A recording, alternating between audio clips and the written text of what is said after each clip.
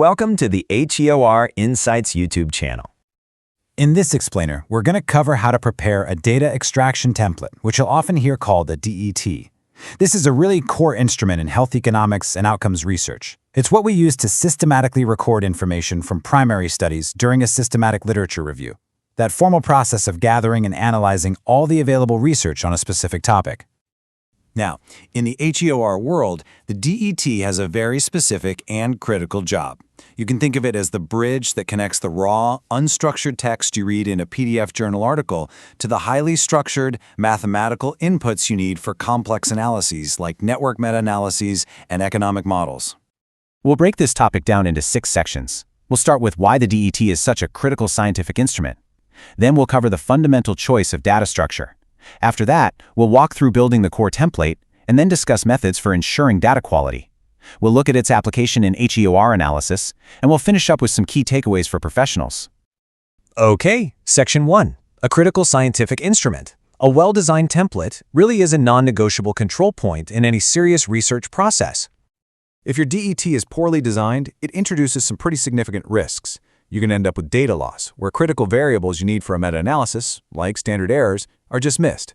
It can also lead to what we call dirty data, inconsistent terms that then require hours of manual cleaning. This can even cause your entire analysis to fail if the data format is unreadable by your statistical software. And finally, it can lead to non-compliance with major guidelines like the ISPOR Good Research Practices, which really emphasize transparency. Moving on to Section 2, Data Structure, Wide versus Long. This is a crucial architectural choice that's going to impact all of your downstream analysis. So before you even start building, you have to choose between 2 fundamental data structures. The first is the wide format. Here you have 1 row for each study with separate columns for each treatment arm's data. This format is often a bit easier for a human to read at a glance. On the other hand, you have the long format. In this structure, you have 1 row per treatment arm, which means a single study could take up multiple rows. The key thing here is that this structure is machine readable. For just about any HEOR application, the long format is the standard, and for good reason. While that wide format might seem more intuitive when you're reading a paper, it's actually really difficult to import into software for network meta-analysis. The long format, however, is completely machine readable and it's ready to go for NMA and regression. It is absolutely the recommended choice for all HEOR projects. Okay, Section 3 is all about building the core template. Let's get into a step-by-step guide for putting together a really robust, long-format DET. A solid template is always built with distinct, logical sections. You absolutely have to start with an instructions tab. This acts as your data dictionary. From there, you'll need sections for study identification, study design details, the baseline characteristics of the population, the interventions, and then finally, all of your outcomes data. Now, when you're extracting data, especially for baselines or outcomes, the principle of data granularity is critical. It is very bad practice to combine a mean and its standard deviation into a single cell as a text string. These values must be in separate columns, and the reason is simple. You can't perform calculations on text. Separating the data is what allows for proper statistical analysis, like calculating weighted means. All right, Section 4, Ensuring Data Quality. Here, we'll talk about how to use Excel's own features to enforce constraints and really minimize human error. Data validation is an absolutely essential tool. By using drop-down lists, you can restrict what a user is allowed to input to a predefined set of terms. This is huge because it prevents spelling mistakes and ensures that your terminology for things like drug names or units of measurement stays perfectly consistent across every single study you extract.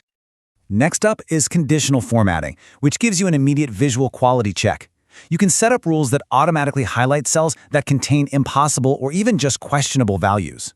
A classic example is setting a rule to turn a cell red if a percentage value over 100 is entered. It just instantly flags a potential error for you. And finally, let's talk about calculated fields. These automate derivations and are a great way to reduce human error. For instance, if a study reports the standard error, or SE, but your analysis needs the standard deviation, or SD, you can program a column with the correct formula. This performs the conversion automatically, which ensures both accuracy and consistency. Let's move to Section 5, Application in HEOR Analysis. This is where we'll see how the DET directly informs economic modeling and health technology assessment, or HTA submissions. So the DET isn't just a place to store data, it's an active tool in your workflow. It lets you quickly assess NMA feasibility just by seeing if you're missing critical data points. It's used to directly populate economic models with key parameters like utility scores. And, so importantly, it provides a crystal clear audit trail for your HTA submissions. And you can be sure that during a health technology assessment, reviewers are going to challenge your data inputs. They're going to ask tough questions. For example, a reviewer might ask for the exact source of a key parameter, like a discontinuation rate that you've used in your model. A well-structured DET is what lets you answer that question immediately. By including audit trail columns, things like page number and table number, the analyst can instantly point to the exact location in the original publication. This delivers the full transparency and reproducibility that are absolutely essential for a successful HTA review. And that brings us to our final section, key takeaways for professionals. These are the core principles you'll want to remember for both your day-to-day work and for interviews. It's so important to understand that the DET's role goes way beyond just simple data collection. It's not just some clerical form you fill out. It is a scientific instrument, and it dictates the quality and the validity of all your subsequent analyses. So, for any early career professionals, internalizing these principles is crucial. 1.